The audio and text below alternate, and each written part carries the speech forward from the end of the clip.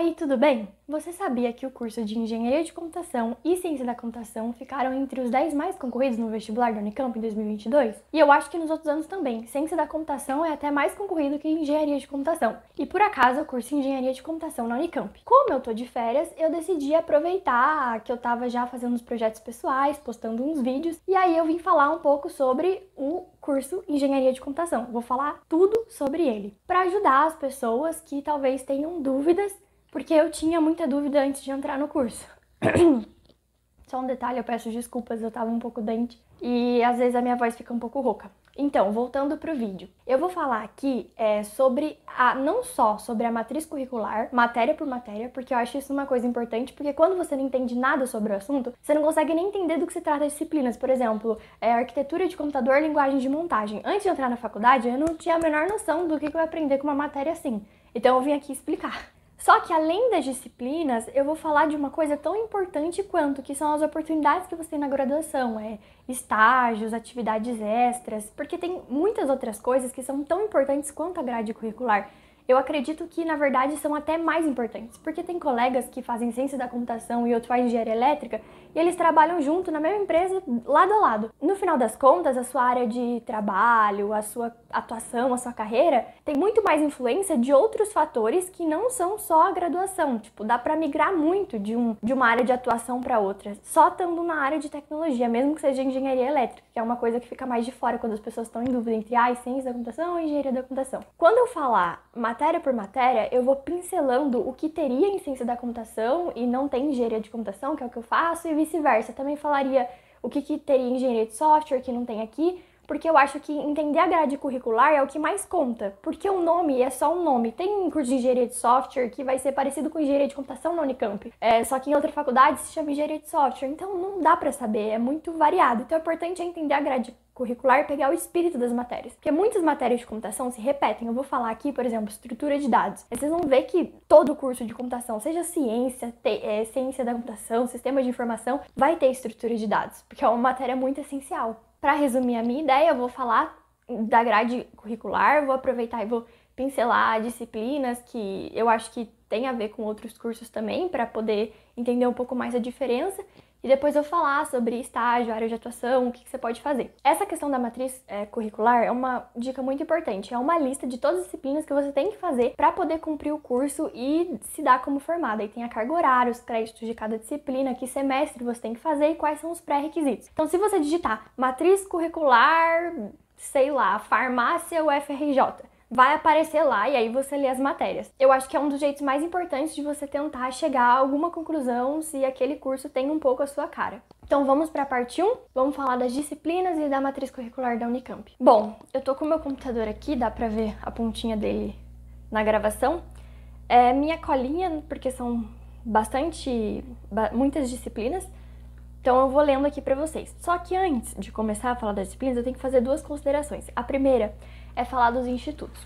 Uma universidade geralmente é composta por vários institutos. Instituto de computação, instituto de matemática, instituto de artes, educação e etc, etc, etc. São os institutos que oferecem as disciplinas. Tem algumas faculdades que não têm institutos. Por exemplo, Faculdade de Engenharia Elétrica e Computação, Faculdade de Educação Física, Faculdade de Engenharia de Alimentos, que é a FEA. Não é um instituto, mas é um nome que engloba aquela área. Quem oferece as disciplinas, quem dá as aulas, são os institutos ou as faculdades. Os professores, eles são filiados a esses institutos ou a essas faculdades. Então, apesar de eu fazer um curso de computação, que quem é responsável é o Instituto de Computação, eu faço matéria de vários outros institutos, em várias salas, tanto presencialmente, porque quando você faz uma matéria de instituto, é lá que você vai para ter aula, porque um curso não é feito só de coisas de computação, você tem que aprender outras coisas ali que giram em torno. Então eu não vou falar das matérias por semestre, eu vou falar das matérias por instituto, porque fica mais fácil. Então eu vou falar de outros institutos que não são de computação, que são matérias mais de base, matérias de ciclo básico, que não tem a ver tanto com a computação em si, para depois falar só de computação mesmo. Então eu vou começar falando algumas outras matérias que precisa ter para o título de engenharia, porque no caso do meu curso, engenharia de computação. Então precisa ter umas físicas, algumas coisas ali que às vezes nem tem muito a ver com o curso, mas você precisa acabar cursando. A segunda consideração que eu quero fazer é que na Unicamp existe uma divisão. Tem engenharia de computação, A e engenharia de computação B. A engenharia de computação A é voltado mais para software e a B mais para hardware.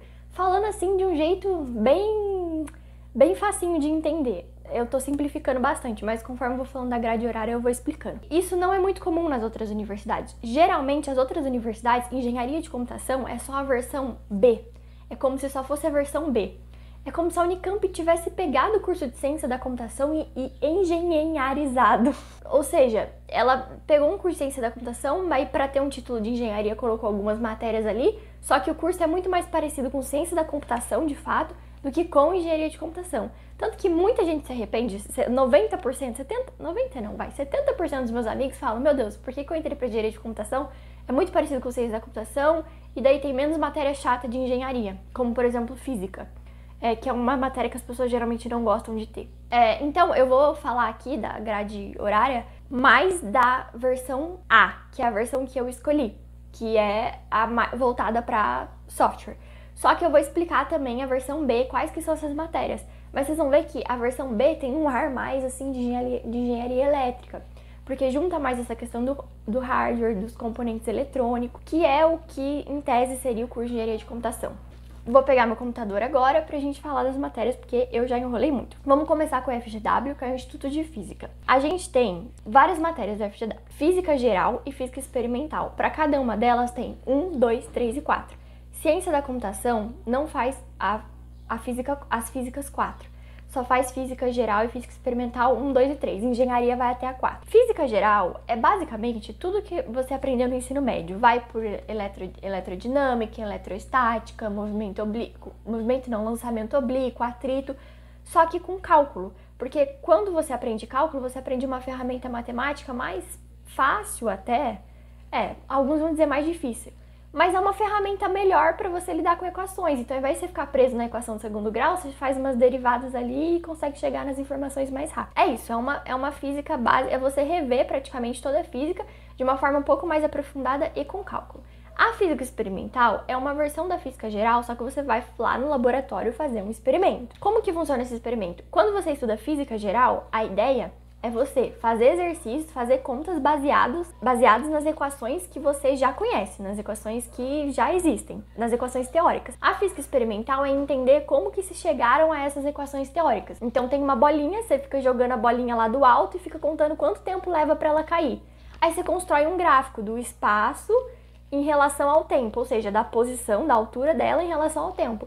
E aí você vai ver, nossa, que legal, forma uma parábola. Será que uma equação do tipo sorvetão descreve esse movimento? É pra você ter essa intuição de como que as pessoas chegaram nas equações, sabe? Além da física experimental e da física geral, a gente tem uma matéria chamada mecânica geral. Essa matéria, ela é muito difícil, é o terror das pessoas. E eu não sei nem explicar direito o que ela é. É um estudo da física, só que com atrito, com tudo que há de ruim pra poder atrapalhar o movimento, sabe? As coisas deixam de ser ideais. É um movimento oblíquo com atrito, que fica uma equação horrorosa, gigante. É um movimento das partículas, tem umas coisas de equação de Lagrange. É estudar física, é fazer as continhas, as equações, só que considerando a complexidade do mundo real, estudando movimento das partículas, comportamento de partículas. Agora a gente vai para o estudo de matemática, que são, claro, cálculo 1, 2 e 3. Cálculo é a continuação da álgebra que você aprende na escola. Na escola, acho que você vai até a equação do segundo grau. Aqui você vai começar a aprender integral, derivada, a obter volumes de formatos complexos. Aí, além disso, tem geometria analítica e álgebra linear. O que é isso? É estudar matrizes. Isso é muito importante. Lembra, a matemática do cálculo é como se fosse uma continuação ali da álgebra. E a geometria analítica e a álgebra linear é como se fosse uma continuação do estudo de matrizes, vetores. Então você estuda matrizes e vetores, a posição de um vetor no espaço. Porque na faculdade você vai aprender que praticamente as matrizes e as multiplicações de matrizes são operações com vetores no espaço. E as casinhas da matriz, a posição da matriz, são as posições dos vetores que você vai colocando na matriz. E aí você aprende como mexer com isso, que você usa muito, tá? Porque a inteligência artificial é pura multiplicação de matrizes, processamento de imagens é multiplicação de matrizes, convolução. Então a gente aprende bastante. Eu andei vendo a matriz curricular de outras faculdades, universidades, e assim, Aqui na Unicamp, é geometria analítica e vetores e álgebra linear. Mas em outros cursos são álgebra linear 1, álgebra linear 2. Na FMG eu vi que é GAL, geometria analítica e álgebra linear, aí fica GAL. Muda muito os nomes, cálculo é cálculo, vai ter esse nome em qualquer lugar, o que muda é um pouco a divisão. Às vezes o cálculo 1 de uma faculdade é o cálculo 1 e 2 de outra, e aí meio que vai aglutinando. Essa parte de matemática é muito comum em todos os cursos de tecnologia. Provavelmente isso aqui você vai se deparar, seja sistemas de informação, seja de computação, porque cálculo e álgebra linear é fundamental. Eu já ia me esquecendo, tem mais outras 2 matérias aqui do Instituto de Matemática, que é Introdução a Modelos Probabilísticos e Cálculo Numérico. Essas daqui eu acho bem interessante. Introdução ao modelo probabilístico é praticamente probabilidade. Vai aprender probabilidade de uma maneira mais profunda, usando cálculo e usando outras coisas, tá? Essa matéria é legal para quem quer fazer algo na área de dados, ciência de dados, tá? Porque estatística é tão importante quanto computação. E cálculo numérico. Cálculo numérico é uma matéria super interessante, eu gostei bastante. Como que eu vou explicar essa matéria? Essa matéria são métodos que a gente chama de numéricos. São métodos de aproximação, são métodos que se aproximam da forma como um computador vai fazer para poder resolver essas equações. Porque ele não vai resolver olhando do jeito que a gente resolve. Por exemplo, raiz quadrada. Raiz quadrada de 4 é 2, pra gente é óbvio. Como é que o computador vai saber isso? Que método que ele usa? Ele não entende, tem um tracinho aqui que é a raiz, então dentro é o 4. Ele não entende assim, ele entende bits, números. Então ele faz a conta de uma maneira diferente. Ele vai fazendo o que a gente chama de interação. Vai fazendo várias vezes a mesma coisa, por tentativa e erro, até ele chegar na resposta. Só que tem métodos para essa tentativa e erro, tem uma porcentagem de erro aceitável, para minimizar também a quantidade de operações que você faz, e daí basicamente é para estudar esses métodos, essa matéria. Daí a gente tem uma matéria de humanas, que é disponibilizada aí pelos institutos de filosofia, sociologia, daí eu já nem sei direito, que é tópicos especiais de humanidades, que é mais para formar um engenheiro com um olhar mais humano do que a ciência, se a ciência fala a verdade, como a ciência se comporta ao longo dos anos e ao longo do tempo, e, enfim, uma reflexão mais voltada pro lado social da engenharia que eu particularmente acho importante. Aí, uma matéria de engenharia mecânica, que é resistência dos materiais. É uma matéria, assim, que, sinceramente, ninguém do curso gosta. As pessoas sempre reclamam por que tem essa matéria. Porque não tem quase nada a ver com o que a gente estuda. Só tá ali pra cumprir crédito mesmo. Porque resistência dos materiais, gente, é tipo assim, ó. A matéria é assim. Tem uma barra, alguma coisa plana, e daí você vê, uma força aqui, ela vai quebrar, uma força aqui, ela vai quebrar. Se eu fizer isso daqui, você fica estudando, movimento de vigas, de barras, aí vê os tipos de vigas. É uma coisa bem fora do curso. Eu acho que de todas as matérias, essa é a mais de fora, assim, a que menos combina com a parte de computação em si. Daí letras, tem a faculdade de letras, que traz pra gente as disciplinas de inglês instrumental 1 e 2, que você não precisa fazer. Dependendo da sua nota de inglês no vestibular, você não precisa fazer. Eu não fiz nenhuma dessas duas, então já ganhei uns créditozinhos ali extra por ter entrado. Agora vamos pra matéria do Instituto de Economia. Aqui são matérias mais pra formar um engenheiro no sentido... A engenheira também, no sentido empresarial da coisa, para ele saber trabalhar numa empresa, como que uma empresa funciona. Então a gente tem direito, economia para engenharia e contabilidade para engenharia. Já estava esquecendo de uma coisa também, a gente tem introdução à administração para computação,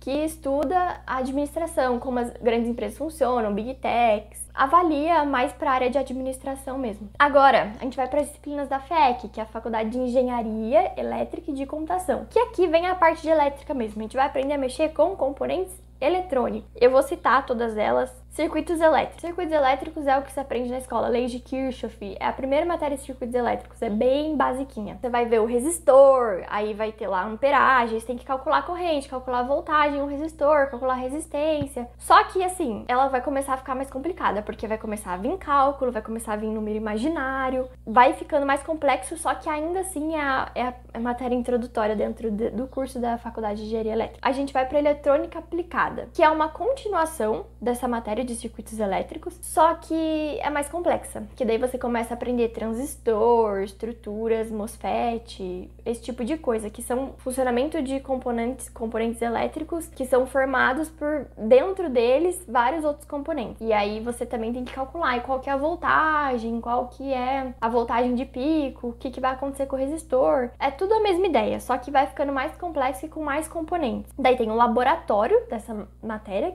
dessas duas matérias que eu falei, falei, que basicamente tudo que você estudou fazendo conta, você vai montar o circuitinho lá no laboratório, vai colocar o voltímetro para poder ver a voltagem. Quem já fez curso técnico vai estar super familiarizado com isso. Daí tem uma matéria aqui também, circuitos lógicos. Ele é parecido com eletrônica, mas o viés é outro. Quando você estuda eletrônica, você estuda o circuito, olhando componente por componente. Por exemplo, um resistor. E aí você vê que o sinal que sai ali é uma corrente. Mas você vê que às vezes o circuito está aberto, então não sai corrente. Então, quando sai corrente, o sinal é 1. Quando sai corrente, por exemplo, o sinal é 0. E aí essas correntes se combinam entre voltagens, zeros e 1 e começa a produzir circuitos complexos que fazem soma, multiplicação. Só que quando você quer estudar como fazer esses circuitos complexos, fazendo essas operações, você não precisa saber a voltagem do resistor, você pode abstrair. Você abstrai completamente os componentes e fala, isso aqui é uma unidade, um quadradão, uma caixa preta. Se entra 2 sinais positivos, 1, vai sair um sinal 0, ou vai sair um sinal 1.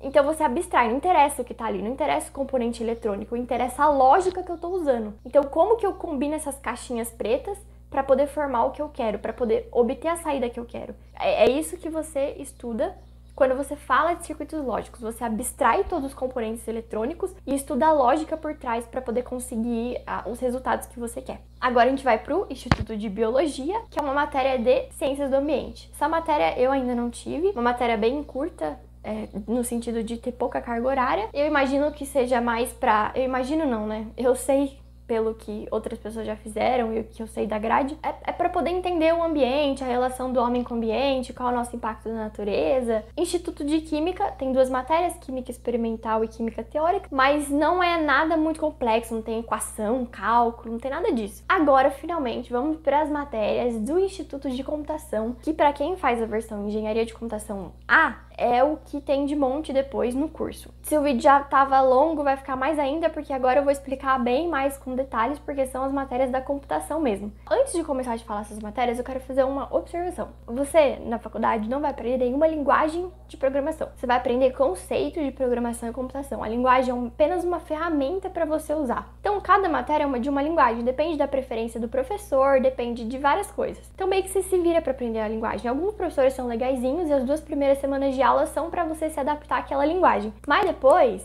segue para a matéria mesmo. E a linguagem você pesquisa na documentação, você acaba meio que se virando. Então, eu vou falar do conceito das matérias e vou falar que linguagem que ela é dada na Unicamp, mas isso é diferente em outros lugares e não pense porque eu falei que ela é dada nessa linguagem de programação que você vai aprender essa linguagem de programação mesmo. Então, a primeira, algoritmos e programação de computadores. Essa matéria é uma matéria introdutória de programação. Então, vocês vão aprender o que é um algoritmo, o que é programação e vão começar a fazer vários programinhas simples para poder aprender. Quando eu fiz, ela foi dada em Python, porque é uma linguagem mais tranquila, mais bonitinha, assim, as pessoas gostam, elas são mais fáceis para começar, mais intuitivas. São vários laboratórios com probleminhas.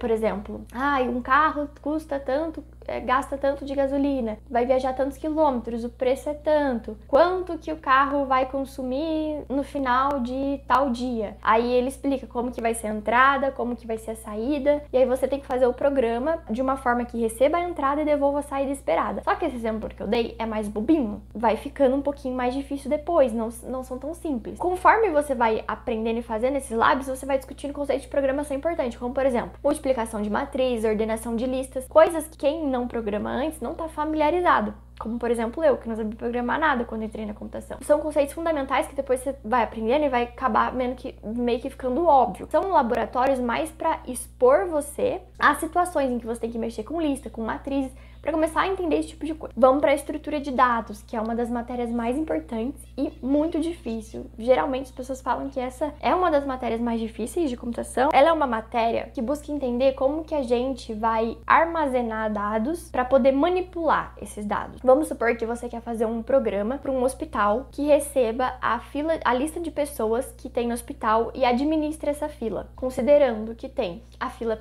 preferencial, Considerando que uma pessoa pode voltar para a fila, aí tem os vários critérios. Isso é um exemplo do probleminha, que nem o probleminha do carro que eu falei, só que esse agora é o probleminha da fila. Na hora que você lê a lista de pessoas que estão na fila, como que você administra isso no seu programa? Como que você fala qual que é a próxima? Como que você armazena quem já foi, quem não foi? Como que você tira uma pessoa na fila? Como que você coloca uma pessoa na fila? Para esse tipo de programa específico, você não pode usar qualquer lista. Você usa uma estrutura de dados específicas, que é a própria fila. Só que tem pilha, tem árvore. Então, são formas de guardar dados e manipular dados para você mexer com eles conforme você usa um programa. Dependendo da forma como esses dados precisam ser manipulados, existem estruturas melhores e estruturas que não são tão melhores assim, não são tão boas assim. Essa disciplina, ela é dada na linguagem C. Agora vamos para programação orientada em objetos, que é uma matéria que você tem em Java.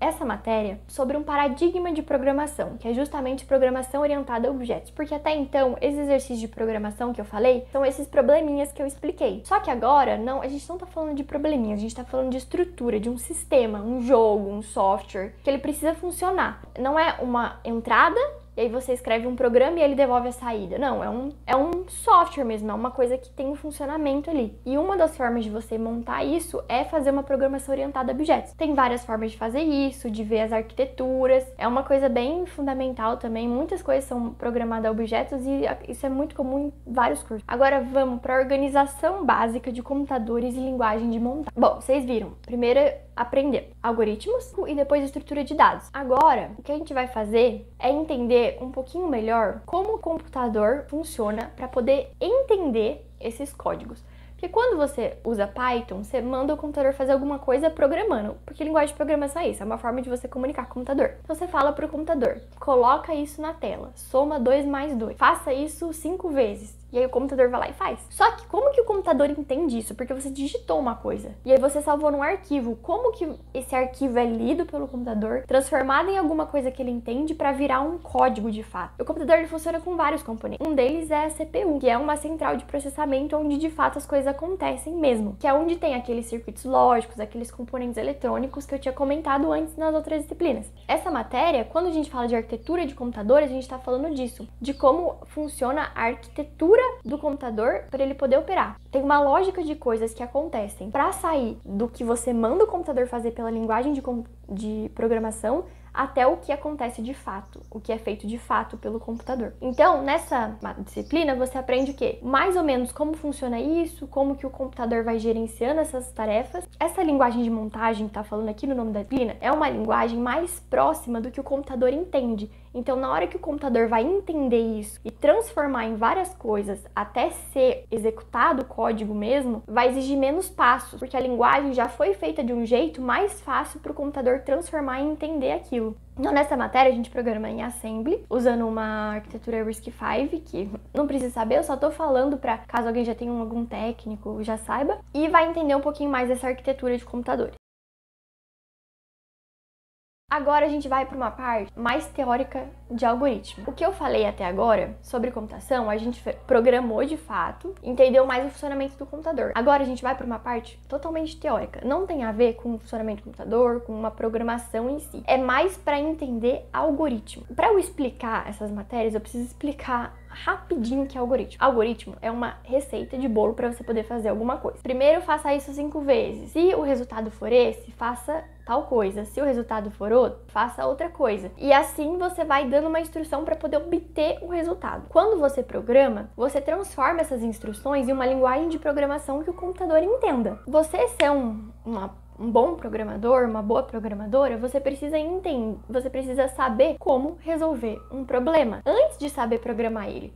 Porque se você não sabe resolver, você vai programar coisa errada, você vai programar coisa ruim. Então você precisa saber resolver um problema e entender. Seria algo como, vamos pensar num probleminha. Dado as coordenadas, vários locais de entrega, suponha que o entregador precisa passar por todos esses lugares. Qual é a ordem de lugares que ele tem que passar de tal forma que ele percorra a menor distância possível? Isso é um problema? Você sabe programar, você sabe fazer if, else, você sabe escrever tudo. Só que você sabe resolver esse problema antes de tudo? Você tem que parar e pensar, desenhar, analisar, para entender como resolver, para depois traduzir aquilo para uma linguagem de programação.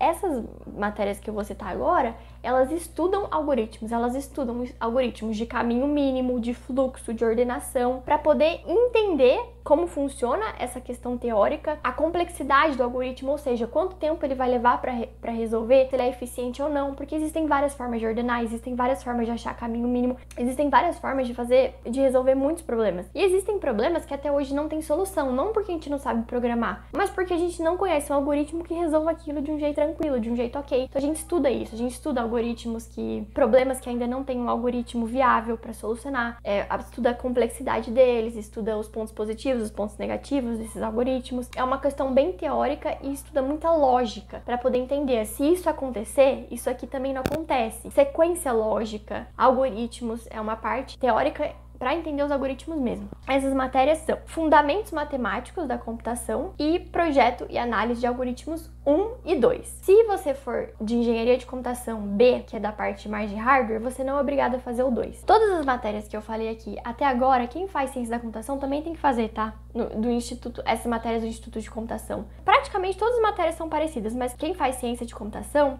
não faz, como eu falei, as físicas 4, não faz resistência dos materiais, não faz essas matérias de contabilidade para engenharia, ciência do ambiente para engenharia, não faz física mecânica geral. Dá uma enxugada nessas matérias que as pessoas geralmente não gostam, porque não tem a ver com computação, e ao mesmo tempo tem todas as matérias de computação que são oferecidas pelo Instituto de Computação. Voltando para as matérias, vamos para engenharia de software. Engenharia de software estuda basicamente o processo para você construir um software. Que reuniões que você tem que fazer, como que são as entregas, como que você extrai requisito, faz teste, qual que é o passo a passo para você fazer um software de qualidade, que seja fácil de modificar, que seja duradouro e que atenda às necessidades que estão sendo requisitadas por um cliente. Bom, eu queria aproveitar para fazer um adendo em relação à engenharia de software, que é um curso que eu ainda não citei. Se vocês forem ver, eu só tenho essa matéria de engenharia de software como obrigatória, que abarca tudo isso que eu falei. Eu imagino que, teoricamente, se você está falando de um curso de TI específico para engenharia de software, vão ter mais matérias para analisar o produto em si. Então, desde a qualidade do software, de fazer testes, de fazer verificação, de fazer a gerência da qualidade, do controle. No curso que eu faço de engenharia de computação, a outra matéria que tem mais relação com isso, e acho que a outra única, é testes de software, testes, verificação e validação. Então, se vocês forem ver, porque, como eu falei, o que conta muito é a matriz curricular, então a gente precisa examinar ela. Aí eu peguei de exemplo duas aqui.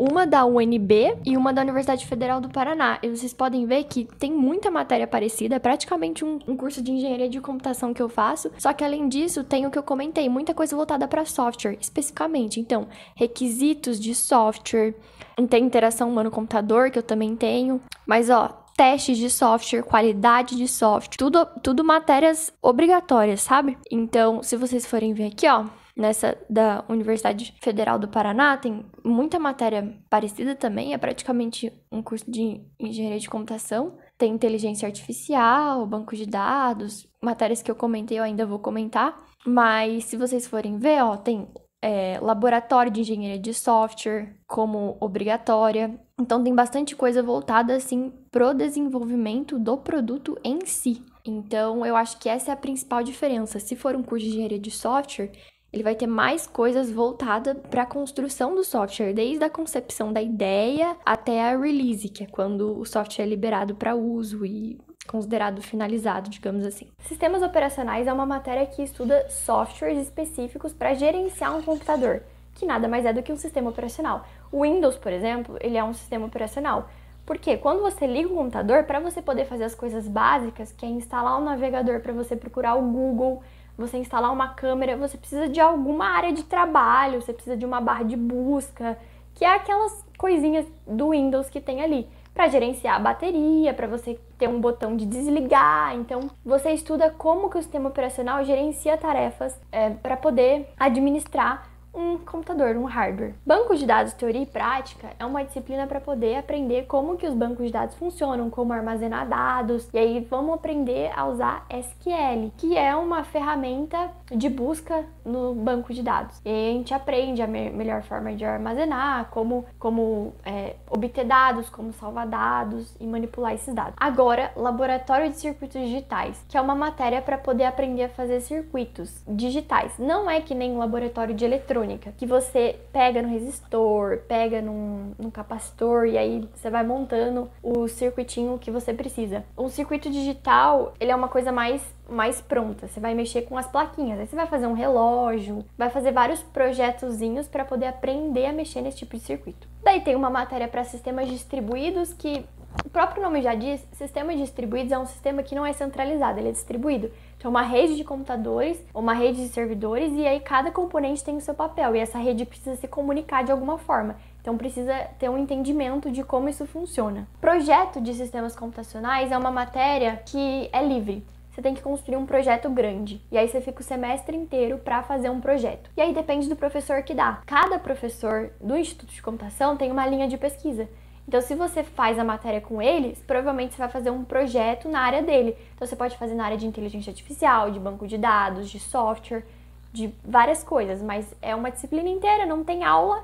É você fazer um projeto grande com orientação de um professor. Construção de interface humano-computador. É para entender como que um usuário pensa. Na hora que você vai fazer algum aplicativo para um usuário, quem tem que gostar no final das contas é o usuário, porque você está fazendo para facilitar a vida dele. Então é para entender como que ele pensa, como que são os requisitos, o que que ele busca facilitar na vida dele. E aí você vai entendendo como fazer uma coisa que seja visualmente bonita e visualmente intuitiva para o usuário. Redes de computadores e laboratório de redes de computadores. Na verdade, não é laboratório, é programação de redes de computadores.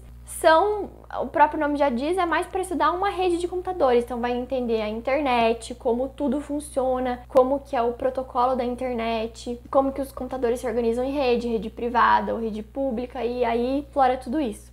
Projeto e construção de compiladores é uma matéria que entende como os compiladores funcionam. O que são compiladores? Lembra que eu falei que o computador, ele não entende o que a gente escreve para ele na linguagem de programação? Ele tem que fazer vários processos. Um desses processos, para alguns tipos de linguagem, é a compilação. É ele pegar o que a programadora programou e compilar, ou seja, transformar em alguma coisa que o computador consiga entender para poder executar aquele código, aquela operação de fato. Então a gente estuda como construir um compilador, como que um compilador funciona. Bom, só repetindo o que eu falei antes, até agora todas essas matérias de computação, quem faz ciência da computação também faz, tá, gente? E agora, essas foram todas obrigatórias para engenharia da computação na versão A. Tem as eletivas, que é um monte. Eu não vou citar uma por uma, que é muita coisa, mas eu vou citar as áreas que elas abrangem. E depois eu vou falar da engenharia de computação versão B. Então, a gente tem aqui, ó, a gente tem um conjunto que é de disciplinas para desafios de programação, 1, 2, 3 e 4, que é o quê? É você fazer competição para programação. Existem competições nessa área, que são aqueles probleminhas que eu comentei, só que são problemas extremamente difíceis. E aí existem competições para você programar rápido e obter a saída mais rápido, da melhor forma. Então, o estudo de algoritmo, o estudo de estrutura de dados é muito importante aqui para essa parte. Essa disciplina aqui é basicamente você ficar treinando muito. Aí tem matérias de robótica, de aprendizado de máquina, e tem várias. Aprendizado de máquina, introdução ao aprendizado de máquina, inteligência artificial, tem muita coisa nessa área. Tem muita coisa na área de processamento de imagens também. Identificar bordas, identificar contornos, colocar filtros em imagens, visão computacional, que tem a ver com essa questão também. Daí tem tipos de programação, programação paralela, programação concorrente, paradigmas de programação, que são formas de programar, de estruturar a programação e a ordem das coisas que vão acontecendo ali no computador. Além dessa, você tem que fazer uma matéria de estágio ou iniciação científica. É isso. Bom, agora eu vou falar as matérias da versão de engenharia de computação B, que a gente chama de AB, né? É a B e a A. Então vamos falar da AB. Então, eu não vou citar uma por uma, porque é muita matéria. Como não é o que eu curso, eu não faço essas matérias. Mas lembra que eu tinha que eu citei matérias de circuitos elétricos, que era da faculdade de engenharia elétrica e de computação. Então, aqui vai ter mais matérias desse tipo. Vai ter menos matérias de algoritmos e vai ter mais matérias desse tipo aqui. Que é o quê? Analisar vários tipos de circuito e se aprofundar nisso. Por exemplo, sistemas lineares, que são circuitos que a entrada e a saída têm a mesma frequência, porque daí você vai estudar circuito, você vai ver que a frequência do circuito pode ser alterada por capacitores, as coisas ficam um pouquinho mais complexas. Então aqui você vai estudar mais isso. Vai estudar componentes eletrônicos, vai estudar sistemas embarcados, que são sistemas eletrônicos para controlar componentes eletrônicos. Então, vai muito para a parte de eletrônica mesmo.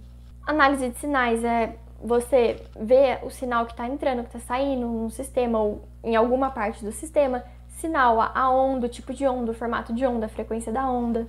Mas não só isso, tem algumas matérias também de computação. Tem algumas matérias de inteligência artificial, de computação gráfica e processamento de imagens. Tem aqui, ó, inteligência artificial e em aplicações industriais. Então, estuda essas coisas também voltadas para aplicações industriais e esses componentes mais eletrônicos. Das disciplinas é isso, acho que foi tudo. Mas não se esqueça, se você quer saber mais, pesquisa Caderno de Horários Unicamp 2023. Aí vai ter lá uma lista. Você escolhe a área que você quer, escolhe o curso, escolhe o ano do caderno que você quer e vai estar tudo lá para você.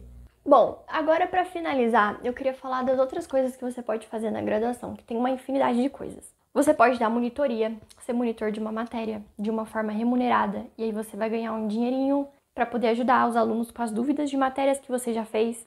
Você pode fazer iniciação científica, que você vai fazer uma pesquisa, pode ser em parceria com uma empresa ou não, daí você recebe bolsa. Pode ser a bolsa do governo, que tem FAPESP, ou se você faz com uma empresa, você vai receber a bolsa lá da empresa.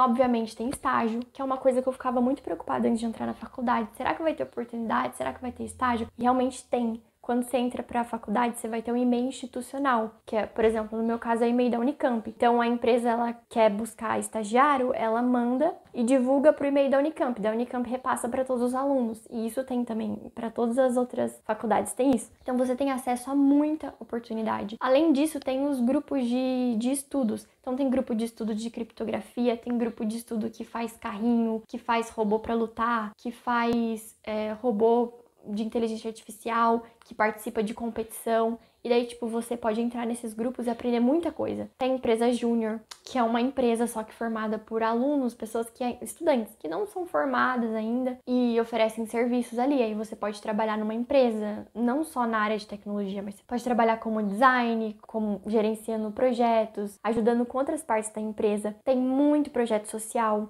Na Unicamp tem um de meninas super cientistas que busca levar essa questão da ciência, da computação para meninas. Tem pouco no curso. Tem um projeto para ajudar, para ensinar crianças carentes, programação. Enfim, tem várias coisas muito legais que dá para você explorar e que contam muito na sua formação. Porque vocês podem ver que as matérias obrigatórias, elas chegam até uma parte. Depois é eletiva, você que escolhe. Eu, formada junto com o meu amigo que sentou do meu lado quando a gente fez cálculo 1 no primeiro semestre, a gente pode sair com profissionais completamente diferentes. Que eu posso fazer estágio numa área, ele pode fazer estágio em outra. E aí muda tudo. Sobre essa questão de engenharia de computação e ciência da computação, que eu comentei, muitos amigos meus trabalham juntos. Um faz ciência e o outro faz engenharia. E aí eles trabalham juntos, recebem os mesmos e-mails, as mesmas propostas de emprego. Então, varia muito do que você quer e das experiências que você acumula ali. Então, dá para migrar de uma maneira muito tranquila entre essas áreas. Mesmo que você ache que não entrou no curso